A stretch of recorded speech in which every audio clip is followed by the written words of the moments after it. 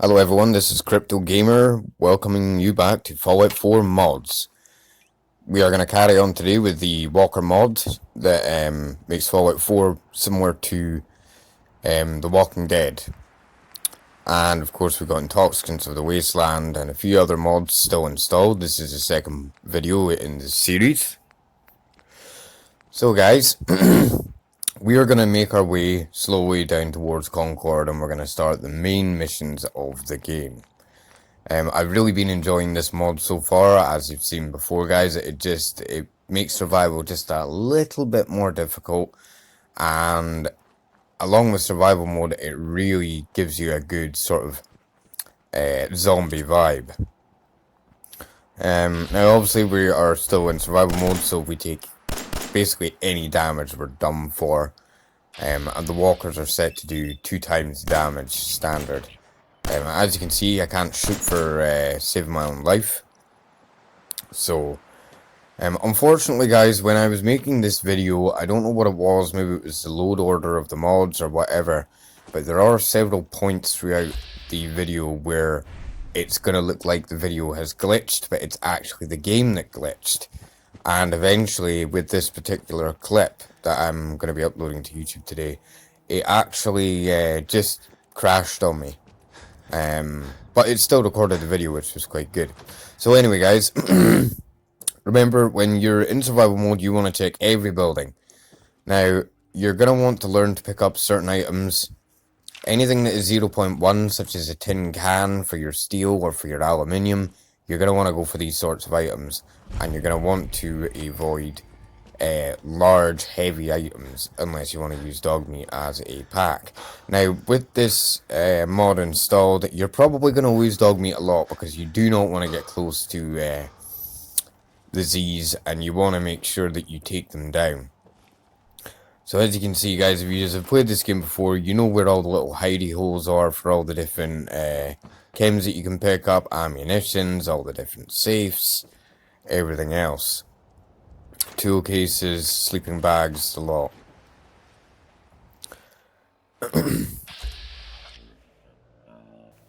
And our first raider of the game. So this will be interesting. You're going to want to learn to use cover as well an awful lot whenever you're working in survival mode. You have to be a bit more tactical than you would with the normal game, because obviously you cannot afford to take too much damage, otherwise you are going to get taken down. The raiders are not too hard to take down, and as you go through survival mode as well, the more enemies that you take down, you get the adrenal gland perk, you know, the adrenaline perk, which puts your damage up slowly but surely, per 2 kills I think it is, 2 takedowns. As I say, remember to check every location, scavenge as much as you can, pick up as many items as you can. Ceramic is going to be one of those items that you're going to really need a lot of, as well as crystal, so that you can then get your settlements up and running with radio beacons. That's going to be one of your first main concerns in the game, especially playing on survival mode. Your settlements are going to be a huge lifeline. And after about 15 minutes or so, we have come across our first walkers. Anybody that you put down will come back as a walker unless you destroy the head beforehand. If you take out the head, you're pretty much okay. I would actually utilize using these walkers in certain situations just to take down other enemies. So you can actually use the walkers to your advantage by distracting enemies enough for you to actually get shots in them. Because the walkers are incredibly slow, you can walk around them, or you can take them down even at a relatively close distance. Now I noticed that some of the animations that the walkers will actually go through, they will still sometimes occasionally attempt to do their running, leaping attack at you, but it doesn't always work. Obviously Preston now wants you to pick up all the different tools that you need to pick up to carry on the quest, and we've leveled up. We're going to pick up some more stuff here for scrapping later on, which is always handy. And there is a chem box up here and out through this door.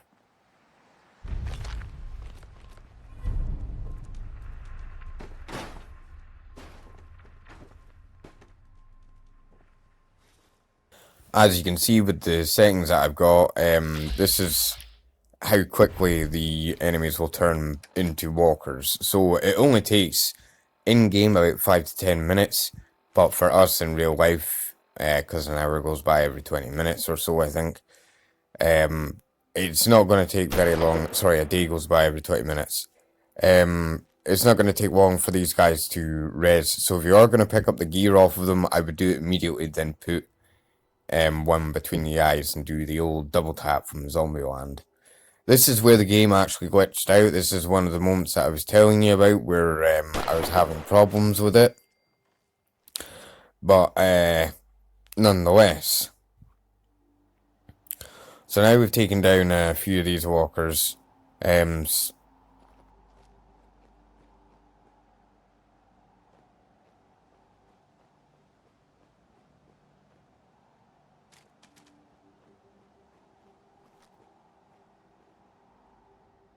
Now we're going to check the area for more enemies. Here's another walker that's came back up. What I really liked about the mod as well, guys, is the fact that anybody that's been popped off, they come back and they actually look like a ghoul. So it retextures their face to look like a ghoul, which I thought was really smart. It would have been better if it turned them directly into ferals. Or more of the feral sort of face. Or even then, it would have been interesting if they had just brought them back and they looked like their normal selves, except maybe a bit more wounded, maybe, I don't know, blood coming from the eyes or something like that, you know.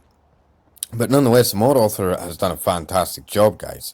You know, and I've really been enjoying the mod. It gives the whole game sort of a brand new vibe, a brand new sheen to it. I mean, if they ever do make a Walking Dead game, they should make it similar to Fallout 4. You know, if they made it almost the same, obviously barring the laser and plasma toys, we would have a much better Fallout 4. Yet again, this is where the game started to glitch, guys, and not long after this, in effect, the game actually completely cut off, as I've said before. But in my other videos that I'm going to be bringing out, guys, to do with this series from the footage that I've managed to obtain, it actually survived. And we didn't have any problems with it at all. There was no glitching. It might have just been because I needed to actually restart the console and reload. I would recommend when loading these mods in, exit out the game, turn off your Xbox, reload it back up, and you should be sorted. And we've got to deal with these pesky blood bugs again.